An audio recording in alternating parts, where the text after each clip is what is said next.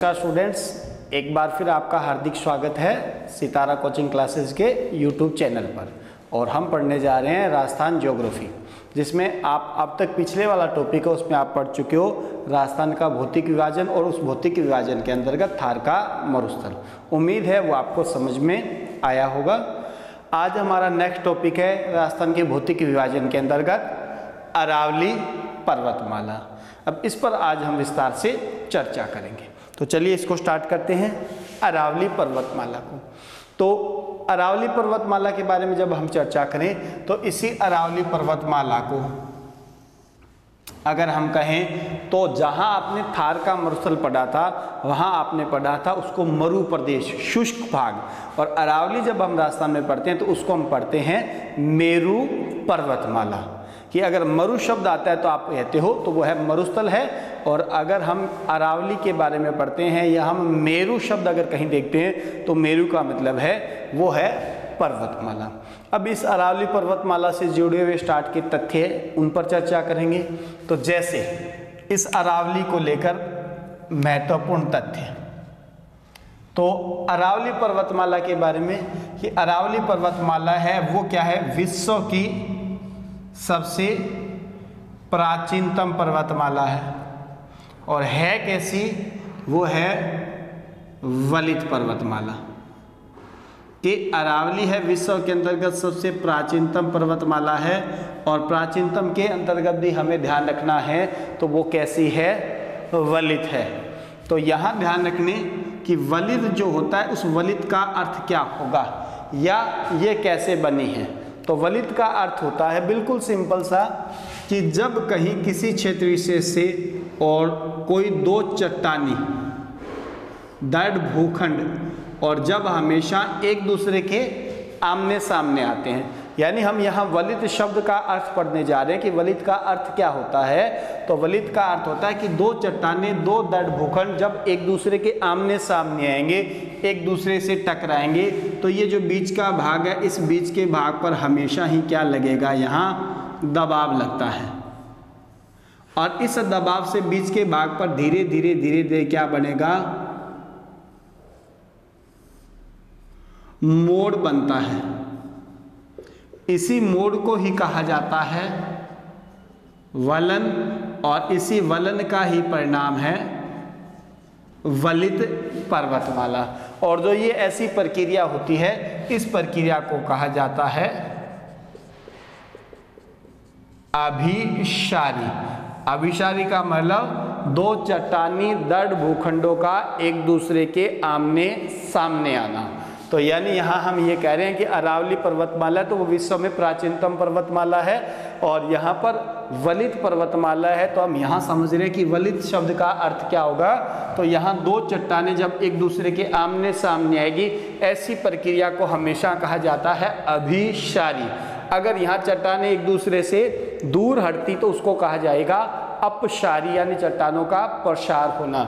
जब यहाँ चट्टानें एक दूसरे के आमने सामने आएगी तो बीच के भाग पर दबाव लगेगा। स्वाभाविक सी बात है, आमने सामने आएगी टकराएगी, बीच के भाग पर दबाव लगेगा।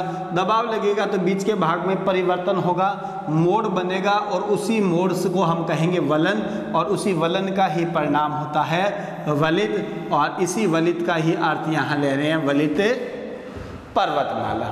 तो एक तो ये है हमारा। दूसरा है अरावली पर्वतमाला है। तो अरावली पर्वतमाला है तो कौन से टाइम पीरियड की, तब आप पढ़ते हो ये है प्री कैम्ब्रियन युग की। कि अरावली पर्वतमाला है तो वो प्री कैम्ब्रियन युग की है। तो प्री कैम्ब्रियन का मतलब है आज से लगभग 65 करोड़ वर्ष पूर्व, आज से लगभग 65 करोड़ वर्ष पूर्व का जो टाइम पीरियड माना जाता है उस टाइम पीरियड को कहा जाता है, वो कहलाता है प्री कैम्ब्रियन युग।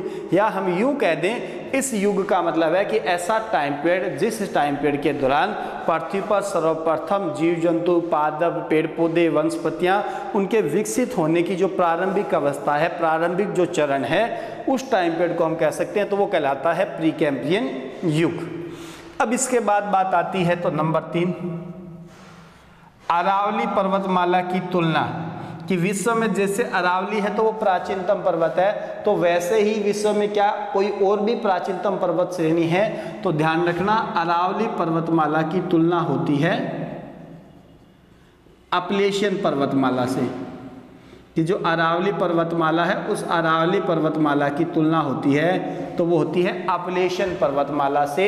और ये अपलेशियन पर्वतमाला है तो कहाँ? संयुक्त राज्य अमेरिका में। यहाँ ये ध्यान रखना, ये उत्तरी अमेरिका महाद्वीप में नहीं, यानी अकेला आप उत्तरी अमेरिका महाद्वीप नहीं कहेंगे, महाद्वीप के अंतर्गत आने वाले संयुक्त राज्य अमेरिका देश के अंतर्गत आएगी तो वहाँ पर। अन्यथा उत्तरी अमेरिका महाद्वीप में आप पढ़ते हो तो वहाँ एक आती है विश्व के अंतर्गत एक पर्वतमाला रॉकीज, किंतु ये है विश्व के अंतर्गत अपलेशियन पर्वतमाला, जिसके बारे में हम कह सकते हैं ये इस अरावली पर्वतमाला के समय विशेष की या इसकी तुलना की बात है।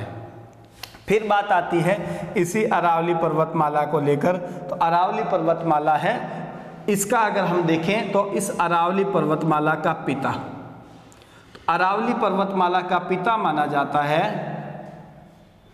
अरब सागर को, और अरब सागर में भी एक द्वीप समूह हैं लक्षद्वीप, और उस लक्षद्वीप समूह के और दक्षिणी भाग के अंतर्गत एक द्वीप आता है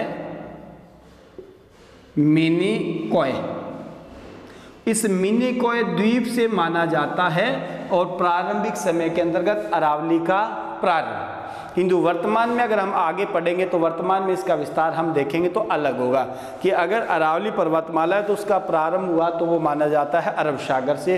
अरब सागर में वर्तमान में जहाँ लक्षद्वीप, उसके दक्षिण के अंतर्गत है एक मिनिकॉय द्वीप, उस मिनिकॉय द्वीप से और इस अरावली का प्रारंभ माना जाता है। और जहाँ पूरे अरब सागर से होते हुए और वर्तमान में जहाँ तक ये विस्तार के रूप में दिखाई देती है, अब इसी वजह से अरब सागर को इस अरावली का पिता कहा जाता है। तो यानी अरावली पर्वतमाला विश्व में प्राचीनतम है, वलित पर्वतमाला है। वलित शब्द का यहाँ अर्थ आप समझें।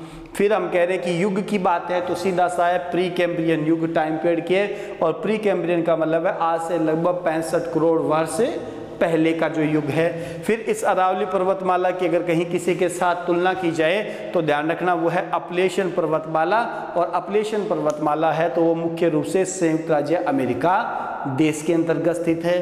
फिर है अरावली का पिता कहा जाए तो वो माना जाता है अरब सागर को, और इसका प्रारंभिक जो बिंदु है, प्रारंभिक जो हम विस्तार मानते हैं, स्टार्टिंग जो पॉइंट है वो माना जाता है लक्षद्वीप के और दक्षिणी भाग में स्थित एक द्वीप है जिसको हम कहते हैं वर्तमान समय में मिनिकॉय। वहाँ से इसका प्रारंभ माना जाता है, किंतु ये समय के साथ साथ धीरे धीरे अरब सागर से विलुप्त होती गई, समाप्त होती गई, और आज हमें केवल और केवल ये धरातलीय भाग पर दिखाई देती है। तो ये है हमारा अरावली का स्टार्ट। अब इसी अरावली के अंतर्गत कंटिन्यू ये कुछ और भी बातें कि अरावली है, इस अरावली की प्रारंभ में जब इसकी उत्पत्ति हुई तो प्रारंभ में इसकी जो औसत ऊंचाई,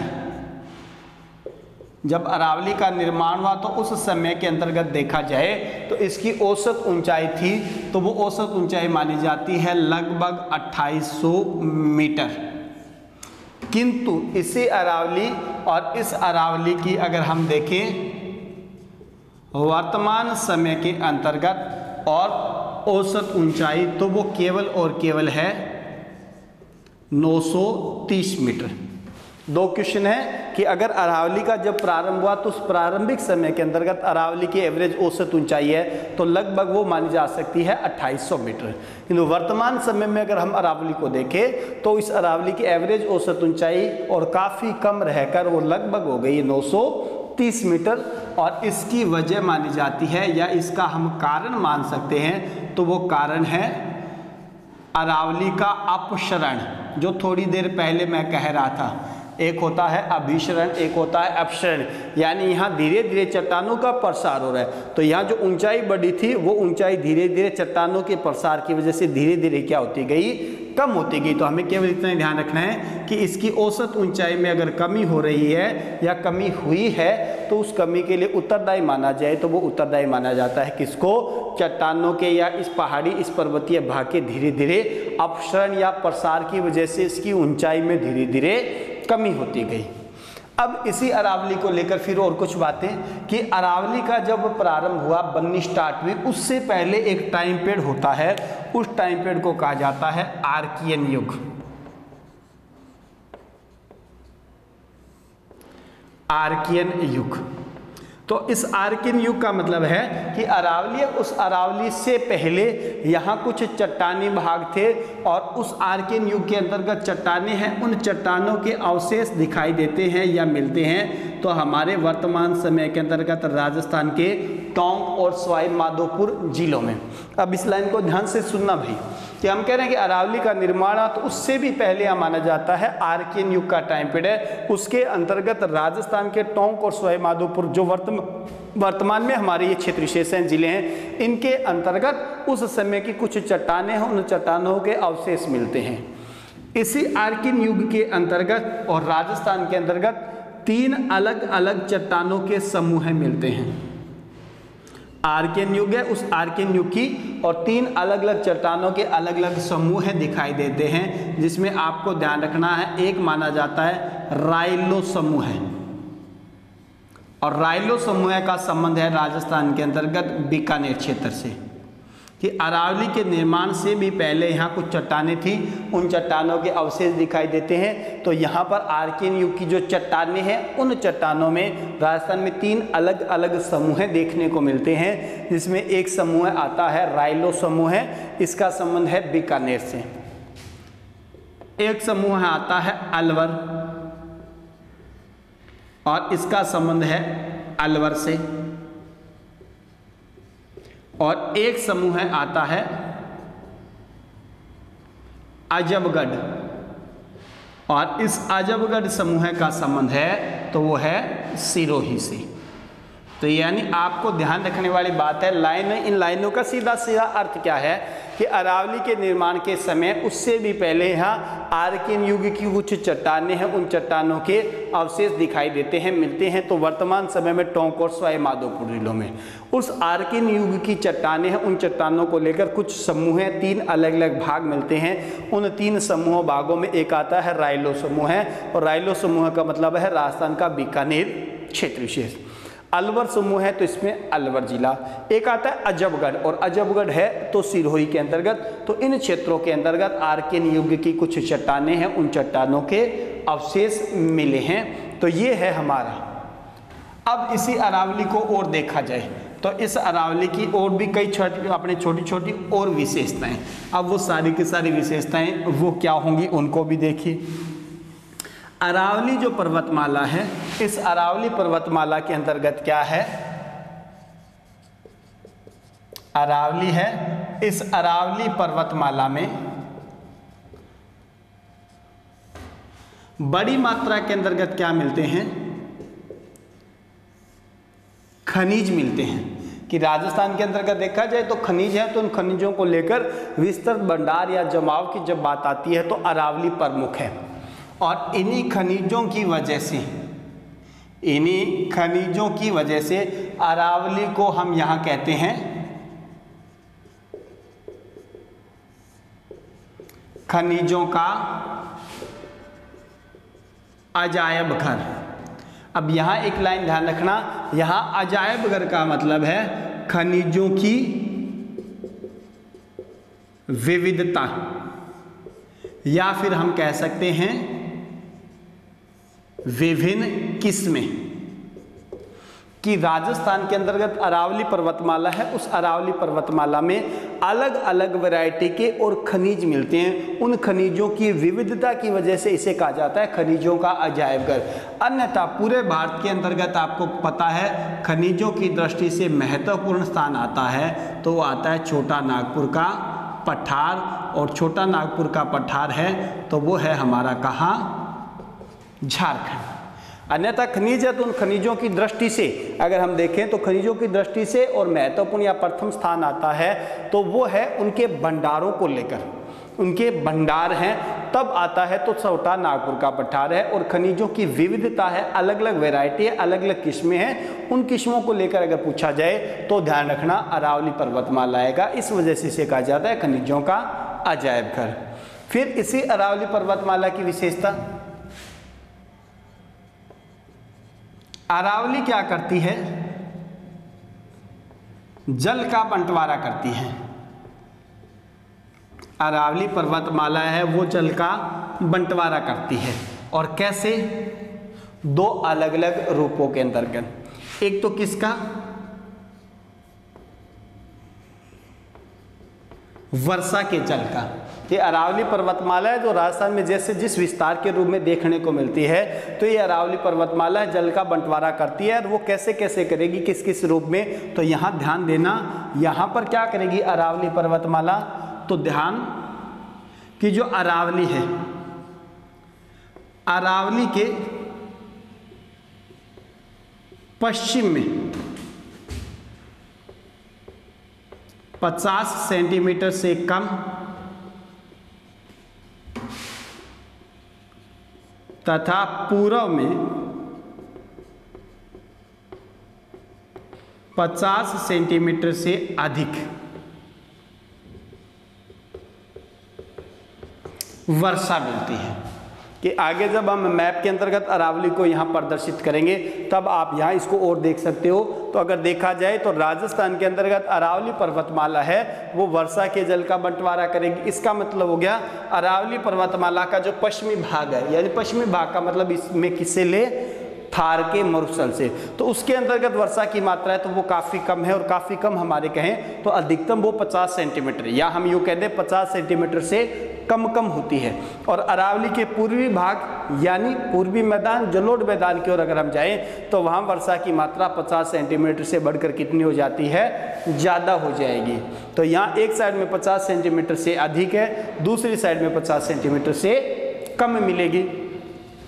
अब दूसरा है यहाँ नदी जल का बंटवारा। तो यहाँ नदी जल के बंटवारे का मतलब किससे है, ये क्या करती है अरावली, गंगा तथा सिंधु नदियों के जल का बंटवारा करती है। यानी कहने को गंगा नदी है तो उस गंगा नदी का बहाव है तो वो है हमारा किस साइड में, बंगाल की खाड़ी की ओर। और सिंधु नदी का अगर बहाव है तो वो है हमारा कहाँ, अरब सागर की ओर।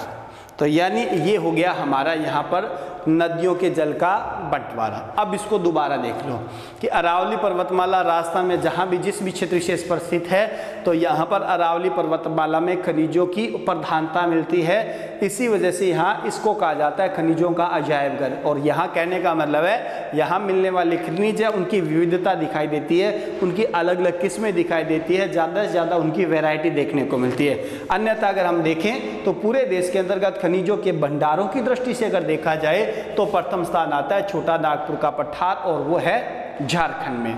फिर हमने कहा है कि अरावली पर्वतमाला है वो क्या करती है, जल का बंटवारा करती है। अब जल का बंटवारा भी कैसा है, दो अलग अलग भागों में। एक तो वर्षा के जल का बंटवारा, तो वर्षा जल के मतलब का है अरावली के पश्चिमी भाग में स्थित राजस्थान के थार के मरुस्थल का जो क्षेत्र है उस भाग पर वर्षा की औसत मात्रा हम कहें एवरेज अधिकतम मात्रा है तो वो है हमारे 50 सेंटीमीटर तक। और पूर्वी भाग में अगर वर्षा की मात्रा देखें तो 50 सेंटीमीटर से अधिक है। फिर है तो ये नदी के जल का बंटवारा है। तो अरावली पर्वतमाला की वजह से यहाँ हिमालय क्षेत्र विशेष से निकलने वाली नदी जिसमें गंगा जो यहाँ अरावली से अपने पूर्वी साइड में बहती हुई बंगाल की खाड़ी में जाकर समाप्त होती है, और सिंधु नदी है उसकी सहायक नदियाँ हैं वो यहाँ बहती हुई और जाकर समाप्त होती है तो कहाँ, अरब सागर क्षेत्र में। तो इस प्रकार से यहाँ कहीं ना कहीं अरावली पर्वतमाला है वो नदियों या फिर वर्षा के जल के बंटवारे के लिए एक उत्तरदायी मान सकते हो या महत्वपूर्ण भूमिका भी निभाती है। और आगे के जो टॉपिक होंगे जिसमें आप जलवायु पढ़ोगे राजस्थान वाली, उसके अंतर्गत आप देखोगे तो राजस्थान के अंतर्गत मानसून, या हम यूँ कहें ग्रीष्मकालीन मानसून है, उस ग्रीष्मकालीन मानसून के दौरान वर्षा करवाने में राजस्थान में वर्षा करवाने में महत्वपूर्ण भूमिका होगी तो किसकी होगी? अरावली पर्वतमाला की। तो वो हमारा वहाँ होगा राजस्थान की, जब हम जलवायु पढ़ेंगे। अब इस अरावली को अपने पढ़ते हैं थोड़ा सा मैप से। अब इस मैप के अंतर्गत सारी बातें और भी आ जाएंगी कि राजस्थान के अंतर्गत अगर देखें तो इस अरावली का कैसा विस्तार होगा, कैसा हमें ये दिखाई देगी, वो सारी की सारी बातें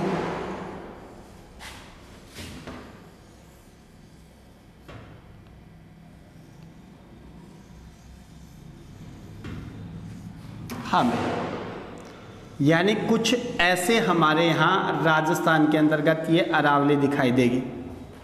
राजस्थान के अंतर्गत यहाँ हमारे पास ये अरावली है, किंतु हमें इसे पढ़ना है स्टार्ट से पढ़ना है। तो इसका मतलब ये भाग हो गया, ये इसका विस्तार हो गया। अब इसको हम यहाँ से पढ़ लें या चाहे थ्योरी में पढ़ लें, दोनों बातें ध्यान रख लेना। क्या होगा?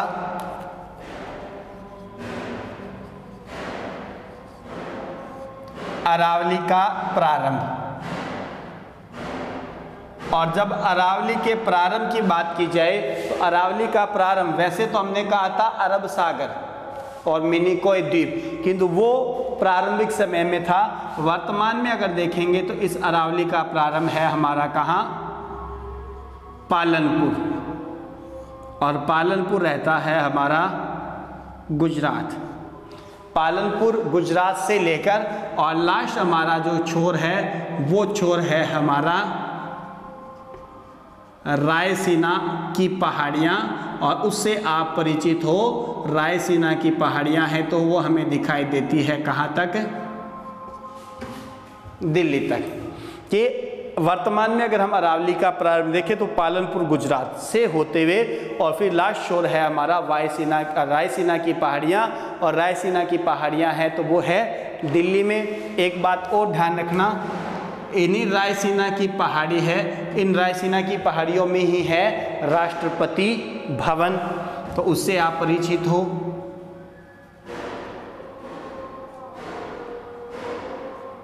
यहाँ वो राष्ट्रपति भवन बना हुआ है, और इसी राष्ट्रपति भवन को ही कहा जाता है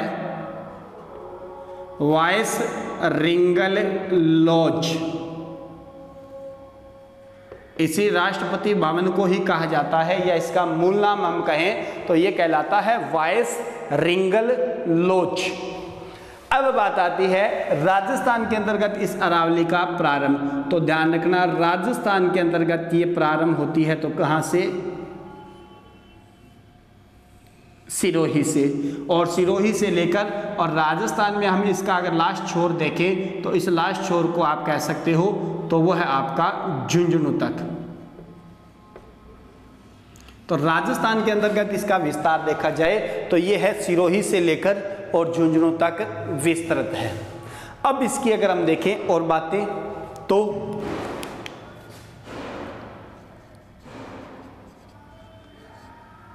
अरावली की कुल लंबाई, और जब अरावली की कुल लंबाई की बात आती है तो हम कहते हैं लगभग है 692 किलोमीटर। वर्तमान के अंतर्गत यहाँ इस पालनपुर से लेकर और लास्ट जो छोर है वहाँ तक है लगभग 692 किलोमीटर। किंतु इसी 692 किलोमीटर में से ये राजस्थान में है तो अकेली है लगभग 550 किलोमीटर, या हम यूँ कहते हैं लगभग इस अरावली की कुल लंबाई का 80% है वो यहाँ राजस्थान में है। फिर आता है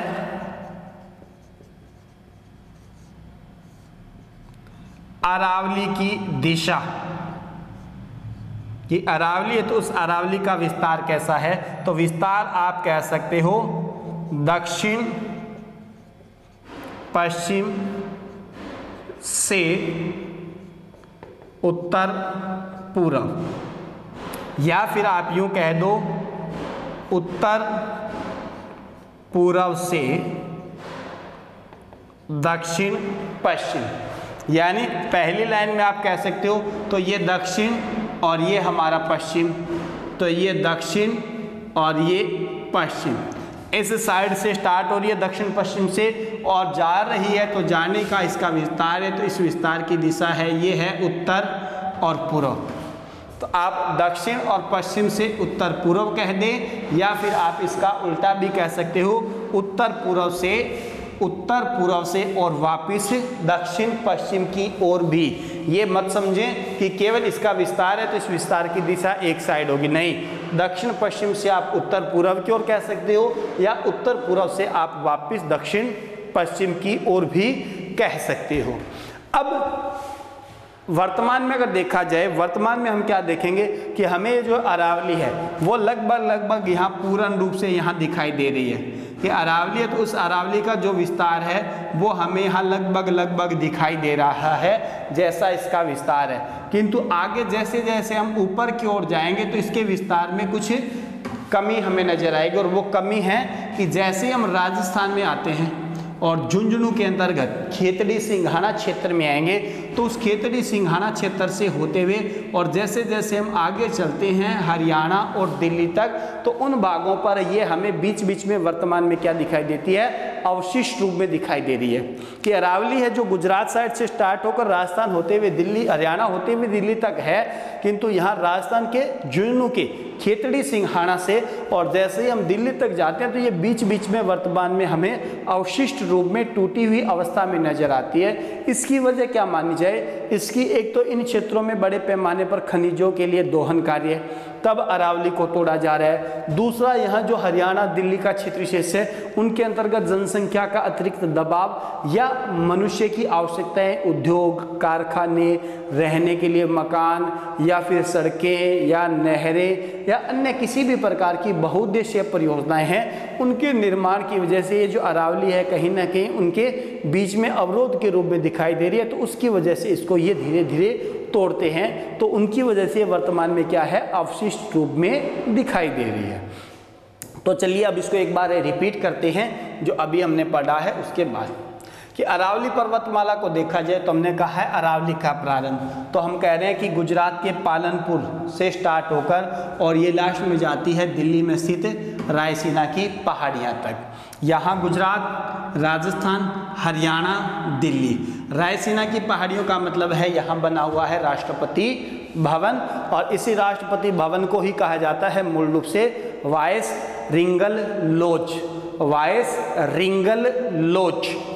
अब इसके अरावली के विस्तार की कुल लंबाई, तो लंबाई की बात है तो लगभग हमें पता है वर्तमान में लगभग 692 किलोमीटर है, जिसमें से लगभग 550 किलोमीटर ये है तो अकेली है राजस्थान में लगभग 80%। फिर बात आती है तो अरावली के विस्तार की दिशा, तो दिशा है इसकी दक्षिण और पश्चिम दिशा से ये उत्तर पूर्व दिशा की ओर है, या हम यूं कह दें उत्तर और पूर्व दिशा से, और ये वापस किधर है, दक्षिण और पश्चिम दिशा की ओर है। फिर इसी अरावली को हमने कहा है ये स्टार्ट से लेकर और जहाँ तक दिल्ली तक है, किंतु वर्तमान में देखा जाए तो राजस्थान में खेतड़ी सिंघाना झुंझुनू से लेकर और जहाँ दिल्ली तक है तो बीच बीच में अवशिष्ट रूप में दिखाई दे रही है, टूटी हुई अवस्था में दिखाई दे रही है। क्यों? क्योंकि यहाँ पर खनिजों का निकालने की प्रक्रिया, उस वजह से अरावली को तोड़ा जा रहा है। दूसरा, ऊपरी क्षेत्रों में जनसंख्या के अतिरिक्त दबाव, मानव की आवश्यकताएं, उन आवश्यकताओं की पूर्ति के लिए और इस अरावली को यहाँ तोड़ा जा रहा है, तो उसकी वजह से कहीं ना कहीं अरावली है हमें वर्तमान समय में इन भागों पर अवशिष्ट रूप के अंतर्गत नजर आती है। तो ये है हमारा अरावली, उस अरावली का विस्तार, विस्तार की दिशा, इसकी लंबाई और बीच के अंतर्गत आने वाली और ये छोटी छोटी बातें। अब इसी अरावली पर फिर थोड़ी सी बातें और भी करते हैं कि अरावली पर्वतमाला है तो इस अरावली के, तो इसी अरावली के और स्थानीय नाम कि अलग अलग क्षेत्रों के अंतर्गत इसको अलग अलग नामों से भी जाना जाता है। वैसे तो आप जब कहीं कोई चोटी पर्वत आएगा तब वही बातें आ जाएंगी, किंतु फिर भी इनको एक बार देख लेते हैं कि अरावली है तो उस अरावली को अलग अलग क्षेत्रों में किस नामों से जाना जाता है। जैसे रायसीना की बात थी तो उससे आप परिचित हो, ये रायसीना के नाम से जानी जाती है तो कहाँ पर,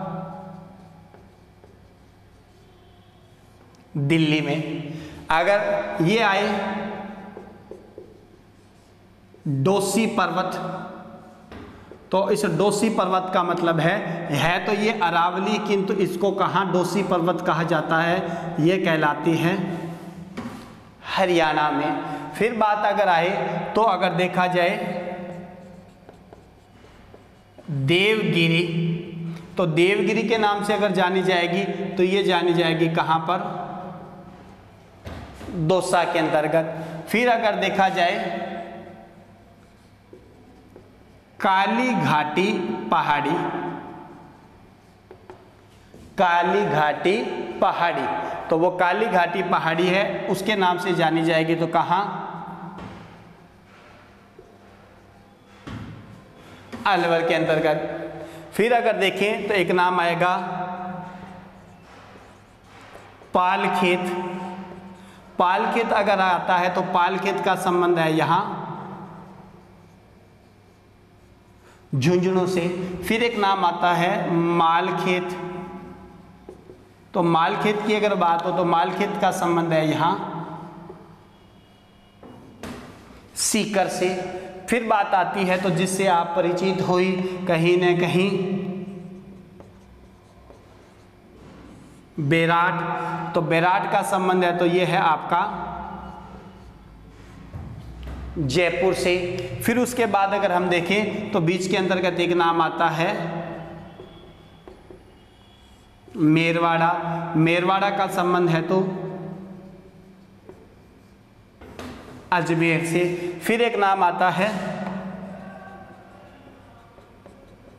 खमनोर दिवेर, और खमनोर दिवेर आते ही आप पहचान जाते हो तो ये आता है कहाँ, राजसमंद के अंतर्गत। फिर एक नाम आता है बिजासन और मांडल, और बिजासन और मांडल आता है तो ये है कहाँ, भीलवाड़ा के अंतर्गत। फिर एक नाम आता है तो क्या, हरिपुरा पहाड़ी, और हरिपुरा पहाड़ी आती है तो ध्यान रखना कहाँ, चित्तौड़गढ़ के अंतर्गत। फिर एक नाम आता है भांवर माता पहाड़ी, और भांवर माता पहाड़ी आती है तो कहाँ, प्रतापगढ़। इसके बाद आप कह सकते हो जैसे गोगुंदा वगैरह है तो वो आ जाता है आपका उदयपुर। तो ये अरावली के ही स्थानीय नाम हैं। अलग अलग क्षेत्रों में अरावली पर्वतमाला को किन किन नामों से जाना जाता है, तो रायसीना की पहाड़ियाँ दिल्ली में, डोसी पर्वत है तो वो हरियाणा के अंतर्गत कहलाती है, देवगिरी की पहाड़ियाँ तो ये आती है दौसा में, काली घाटी की पहाड़ियाँ हैं या उदयनाथ की पहाड़ियाँ हैं तो वो आती है आपकी अलवर के अंतर्गत। फिर आता है पालखेत, पालखेत झुंझुनू में, मालखेत सीकर के अंतर्गत। फिर आता है बेराट जयपुर के अंतर्गत, मेरवाड़ा अजमेर के अंतर्गत, खमनोर दिवेर राजसमंद के अंतर्गत, बिजासन मांडल इनकी पहाड़ियाँ तो भीलवाड़ा के अंतर्गत। फिर हरिपुरा की पहाड़ियाँ तो आती है आपकी चित्तौड़गढ़ के अंतर्गत, और भंवर माता की पहाड़ियाँ हैं तो उनका संबंध आता है, ध्यान रखना, वो है आपका प्रतापगढ़ के अंतर्गत, जिसमें हम आगे जब पढ़ेंगे भंवर माता की पहाड़ियाँ, छोटी सादरी तहसील जिला प्रतापगढ़, जहाँ से जाखम नदी निकलती है जो सहायक है किसकी, माही की है। तो ये किसका हिस्सा, अरावली का ही भाग कहीं ना कहीं इसमें आता है। तो ये कुछ पहाड़ियाँ या हम यूँ कह दें अरावली के कुछ स्थानीय नाम। अब भी बिल्कुल वो टॉपिक जो इसी अरावली का, अरावली है वो राजस्थान के अगर कुल क्षेत्रफल पर है तो लगभग 9% पर। क्षेत्रफल की तुलना के अंतर्गत यहाँ जनसंख्या की अगर बात की जाए तो जनसंख्या का दबाव ज़्यादा नहीं, लगभग 10%। और जब हम वर्षा की बात करें तो वर्षा की मात्रा यहाँ है लगभग 50 से 100 सेंटीमीटर तक। और पीछे वाला जो था थार मरुस्थल, वहाँ आपने पढ़ा था क्षेत्रफल था 61%, जनसंख्या थी 40%, वर्षा की मात्रा थी 10 से 50। यहाँ क्षेत्रफल 9, जनसंख्या 10, लगभग बराबर सा। वर्षा की मात्रा 50 से बढ़कर 100 सेंटीमीटर तक हो गई।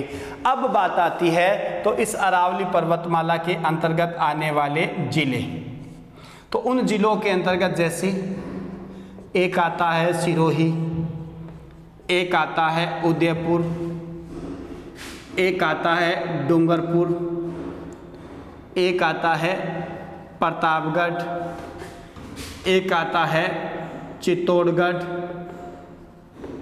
एक आता है भीलवाड़ा, एक आता है पाली, एक आता है राजसमंद, एक आता है अजमेर, एक आता है जयपुर, एक आता है अलवर,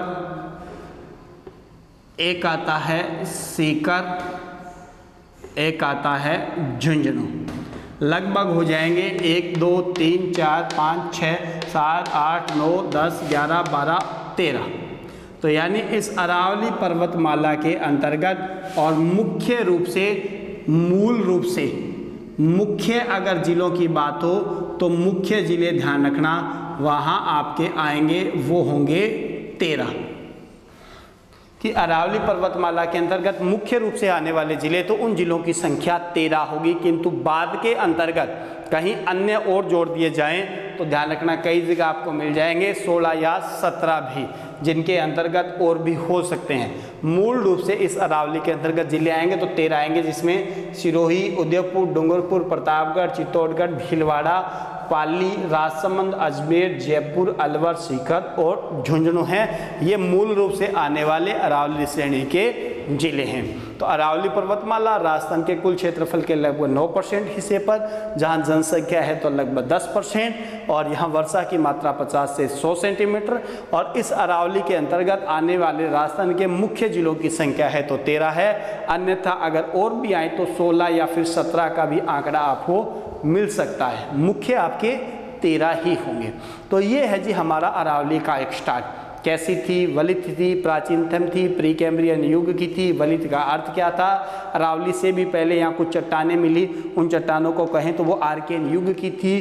टोंक, सवाई माधोपुर जिलों के अंतर्गत थे। उनके 3 अलग अलग समूह थे। रायलो समूह बीकानेर, अजबगढ़ सिरोही, अलवर क्षेत्र के अंतर्गत। फिर अरावली का कैसा विस्तार है, कहाँ से प्रारंभ होती है, कैसे लंबाई है, कितनी कुछ राजस्थान में है, कुल कितनी है, अरावली के विस्तार की कैसी दिशा है, प्रारंभ कहाँ से होता है, लास्ट छोर कहाँ तक है, फिर अरावली को लेकर लास्ट के अंतर्गत ये कुछ और बातें। तो इस क्लास के अंतर्गत इस अरावली पर्वतमाला का हमारा एक ये पार्ट। सेकंड पार्ट के अंतर्गत अरावली का एक विभाजन हो जाएगा, उसको हम अलग अलग टुकड़ों में विभाजित करेंगे। इसी अरावली श्रेणी के अंतर्गत आने वाले प्रमुख दर्रे होंगे, वो कौन कौन से जिलों में होंगे, कौन कौन से स्थानों को आपस में जोड़ेंगे। फिर इसी अरावली से ही संबंधित इसी क्षेत्र विशेषों में या उसके आसपास के भागों में कुछ आने वाले पठार, वो पठार कहाँ होंगे, उनकी क्या विशेषताएं होंगी, ये एक सारा टॉपिक वो अरावली में हम और करेंगे। तब तक आप इसको आसानी से पढ़ें। कुछ भी समझ में नहीं आता, किसी प्रकार का कोई डाउट हो आप कमेंट जरूर करें। फिर जल्द ही मिलते हैं नेक्स्ट क्लास में। तब तक के लिए अलविदा, धन्यवाद, थैंक यू।